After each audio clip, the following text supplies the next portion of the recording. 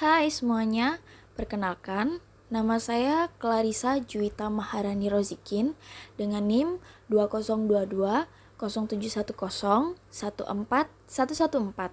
Saya merupakan mahasiswa peminatan epidemiologi Fakultas Kesehatan Masyarakat Universitas Cendrawasih. Di video kali ini, saya mau membahas salah satu masalah kesehatan neonatal yang cukup sering terjadi, yaitu persalinan prematur. Kenapa sih persalinan prematur bisa dibilang penting?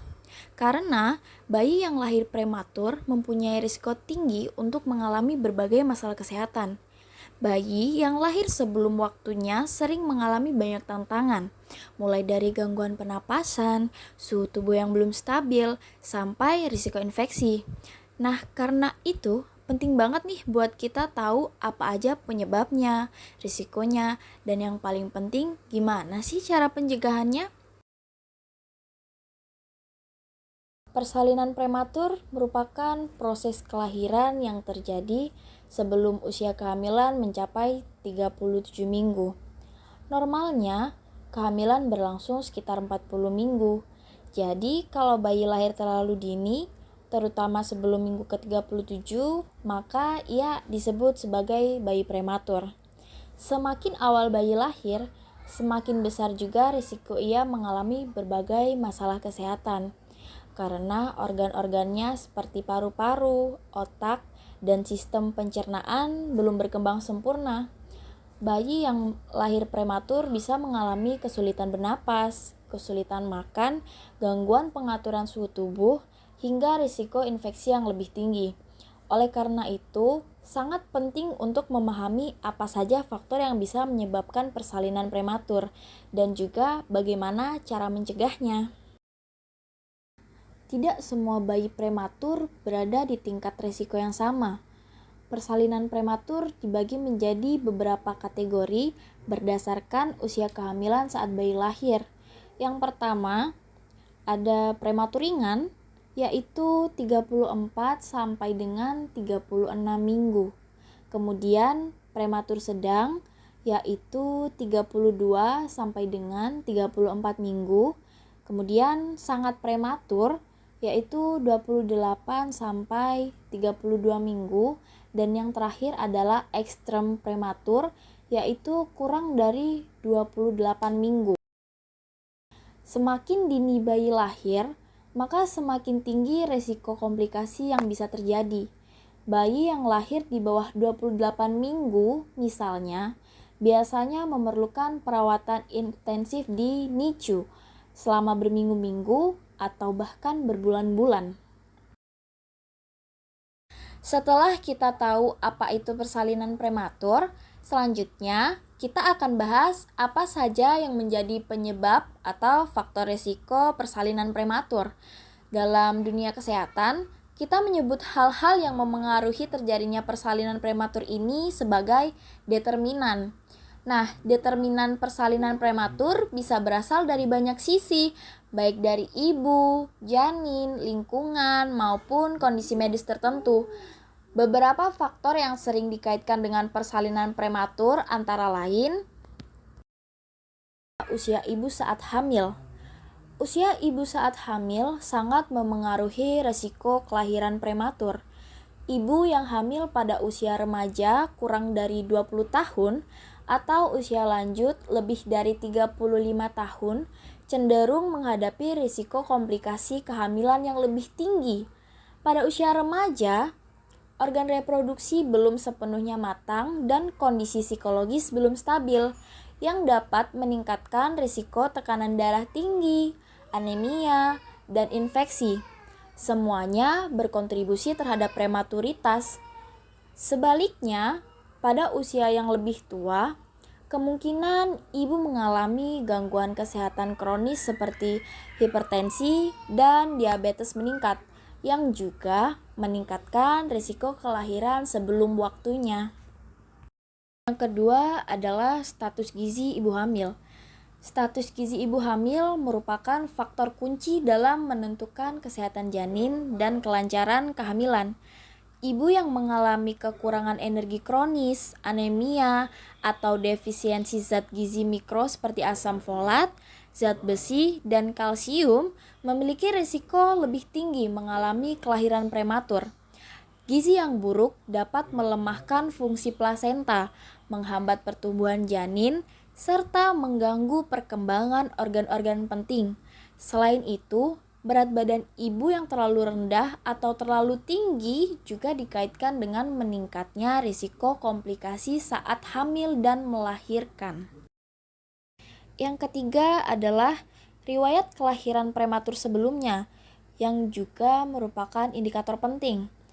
Seorang ibu yang pernah melahirkan bayi prematur memiliki kemungkinan lebih besar untuk mengalami hal yang sama pada kehamilan selanjutnya.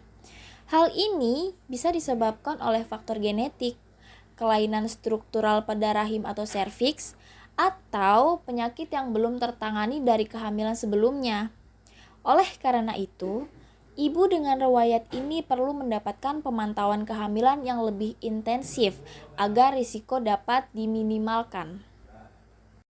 Kemudian ada lifestyle atau gaya hidup ibu yang juga sangat berpengaruh, seperti kebiasaan merokok, konsumsi alkohol, penggunaan obat-obatan terlarang, dan stres berat dapat mengganggu keseimbangan hormon serta aliran darah ke janin, yang dimana bisa memicu kontraksi atau ketuban pecah sebelum waktunya.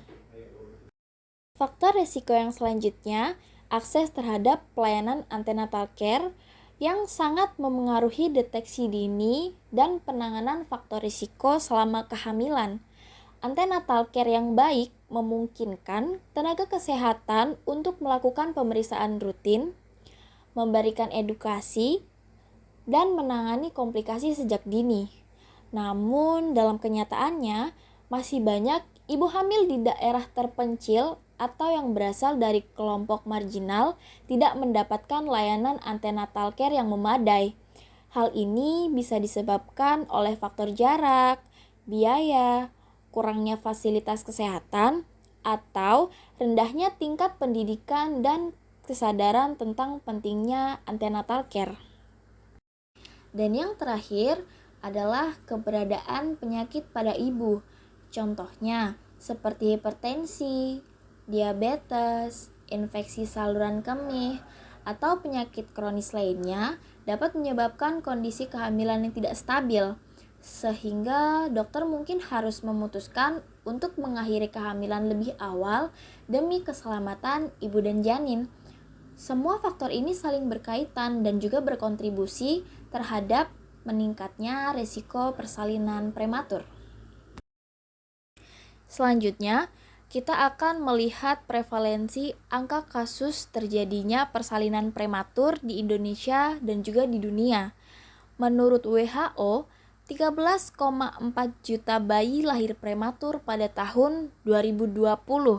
Jumlah itu lebih dari 1 dari 10 bayi lahir. Berdasarkan data dari Riskesdas dan Kementerian Kesehatan Republik Indonesia, persalinan prematur menyumbang sekitar 35% dari total penyebab kematian neonatal. Diperkirakan setiap tahunnya terjadi lebih dari 600.000 kasus kelahiran prematur di Indonesia. Angka ini tentu saja sangat tinggi dan menunjukkan bahwa ini bukan masalah kecil atau terbatas pada kelompok tertentu saja.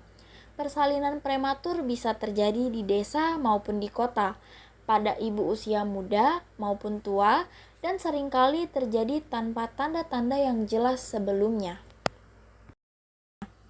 Dampak terbagi menjadi 2 golongan, yaitu dampak jangka pendek dan juga dampak jangka panjang.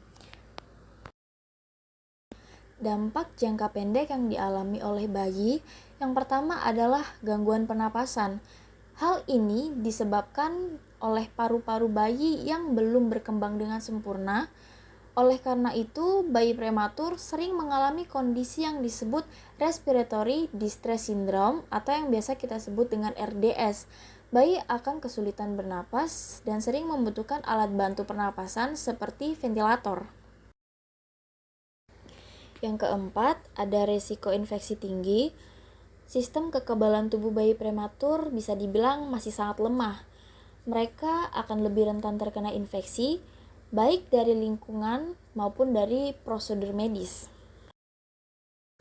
Yang ketiga, masalah makan dan pertumbuhan. Koordinasi menghisap dan menelan belum terbentuk dengan baik. Akibatnya, bayi akan sulit menyusu dan membutuhkan nutrisi melalui selang. Yang kedua adalah suhu tubuh tidak stabil. Bayi prematur memiliki lapisan lemak tubuh yang sangat tipis, sehingga mereka akan kesulitan untuk menjaga suhu tubuh. Mereka mudah kedinginan dan butuh inkubator khusus untuk mengatur suhu tubuhnya.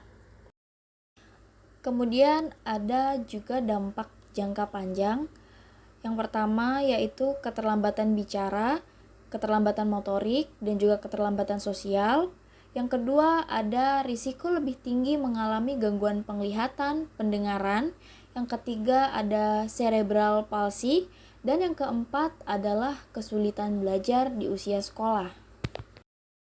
Kabar baiknya adalah sebagian besar kasus persalinan prematur ini bisa dicegah, terutama jika penyebabnya diketahui sejak dini. Adapun beberapa langkah pencegahan yang bisa dilakukan antara lain, yang pertama dan yang paling penting adalah perawatan kehamilan yang teratur ataupun yang biasa kita sebut dengan antenatal care rutin. Pemeriksaan kehamilan secara teratur akan membantu mendeteksi secara dini faktor risiko seperti tekanan darah tinggi, diabetes gestasional, infeksi, serta pertumbuhan janin yang tidak normal. Dengan kunjungan rutin ke fasilitas kesehatan, dokter ataupun bidan dapat memberikan edukasi, suplemen penting, serta mendeteksi tanda-tanda kelahiran prematur seperti kontraksi rahim dini atau perubahan pada leher rahim. Yang kedua adalah pengelolaan penyakit kronis dengan baik. Penyakit seperti hipertensi, diabetes mellitus, asma, dan gangguan tiroid dapat memperburuk kondisi kehamilan jika tidak dikontrol dengan baik. Misalnya hipertensi dapat menyebabkan preeklamsia yang berisiko pada persalinan prematur. Oleh karena itu, sangat penting bagi ibu hamil dengan kondisi ini untuk melakukan konsultasi secara berkala dan mengonsumsi obat sesuai dengan anjuran dokter. Yang ketiga, nutrisi seimbang dan suplemen kehamilan. Asupan nutrisi yang baik termasuk protein, zat besi, kalsium, asam folat, dan vitamin lainnya sangat penting dalam menunjang pertumbuhan janin dan mempertahankan kondisi tubuh ibu. Malnutrisi atau kekurangan gizi tertentu bisa meningkatkan risiko persalinan sebelum waktunya karena rahim atau plasenta tidak bekerja dengan optimal. Yang keempat adalah hindari merokok, alkohol, dan juga narkoba, karena kandungan zat berbahaya dalam rokok dan alkohol seperti nikotin, karbon monoksida, dan etanol dapat menyebabkan penyempitan pembuluh darah plasenta sehingga suplai oksigen dan nutrisi ke janin bisa berkurang. Ini bisa menyebabkan pertumbuhan janin terhambat dan juga memicu kontraksi dini.